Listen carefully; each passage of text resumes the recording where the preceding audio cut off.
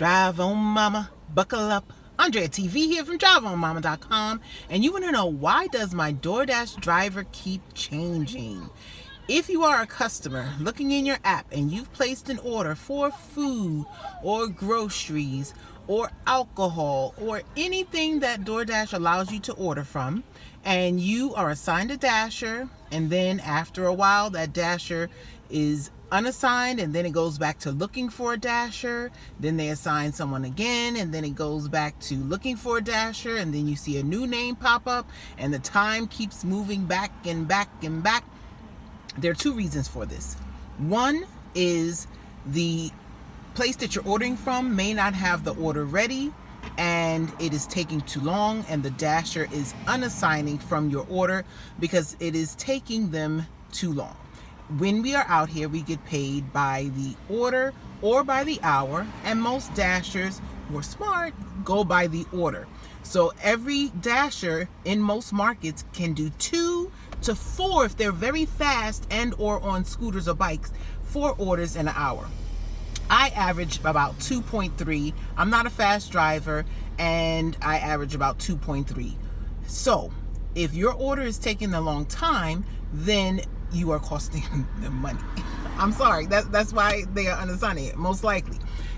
I also find if the tip is not large enough to warrant the wait, they will unassign also. So yes, tipping is much appreciated and not required, but let's say you're getting one pizza and you live 2 miles from the store and you tip $2. That's not terrible.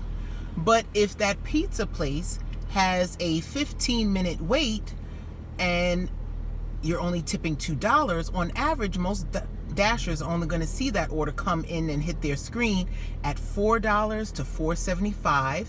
And then as no one takes it, then it goes up by 25-cent increments. So it might be a $5, it might even have gone up to $6. But once you add on that 15 minutes of wait time, it's not worth it. So either the store is taking too long and they unassign it to do an order right away, and or your tip does not warrant the wait. There are some customers who tip by percentage, 10, 15, 20%, and some customers who tip based on how far they are from the restaurant.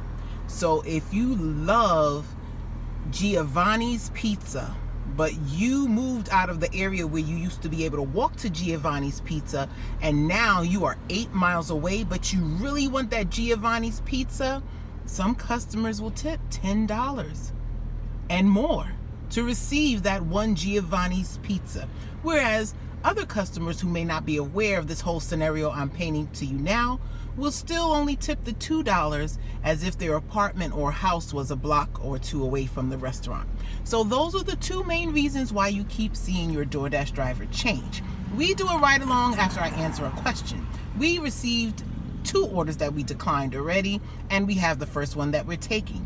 $10.50 for 2 miles and change. We've been talking so long, I'm sure it's ready. Let's go get it. Okay, that first dinner shift order turned into $29.01. Thank you, Miss Customer. And now we are back on the avenue. We did end that dash because I like to do that after I receive a large order. And we drove back to the avenue, circled the block once, and received our next $9.75, going 1 point something miles. And it says it's going to go up. We were hoping to get an add-on, but if not, we're still going to go and deliver it. Ironically enough, it is to the same apartment building that caused me a contract violation last Monday on February the 25th. So hopefully this customer leaves the guest code. Okay, that last order did go up to $12.75 from the $9.75 that was shown. Thank you, Miss Customer. And they did leave the gate code. Then we had to decline one. Someone who obviously does not respect the dasher's time. $6 for 2.2 miles, and the $2.50 peak pay is still in effect. So that is somebody who did not even tip $2. The base pay in my market is $2.75. So that would mean $2.75 base, $2 tip will bring it up to $4.75, and then with the peak pay, that would have brought it up to $7.25. So that wasn't even a $2 tip, probably zero. But we have our next order, $10.75, going 3 miles. Let's go get some change. Okay, that last order remained the $10.75, and you can see in the screenshot that person only tipped, I believe, $3. And when you see the base pay of $5.25, it started off at $2.75, and then every time it got declined, it went up by a quarter, and every time someone accepted it and unassigned it, which might have happened, it went up by a quarter.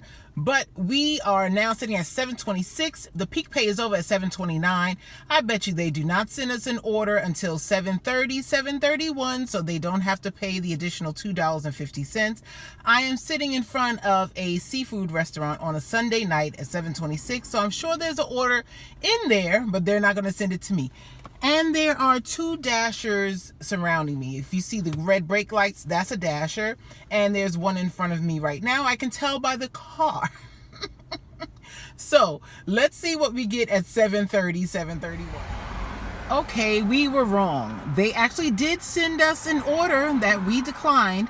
$18, I believe, or $18.25 for 6.4 miles. But we were already in the city part of my zone, and it was like right on the borderline, and that 6.4 miles was going to essentially the capital area, the capital of these United States, where it is literally one block is one light and they don't line up and there's no parking, and that person really didn't tip well to one from two different stores that far away from where they lived.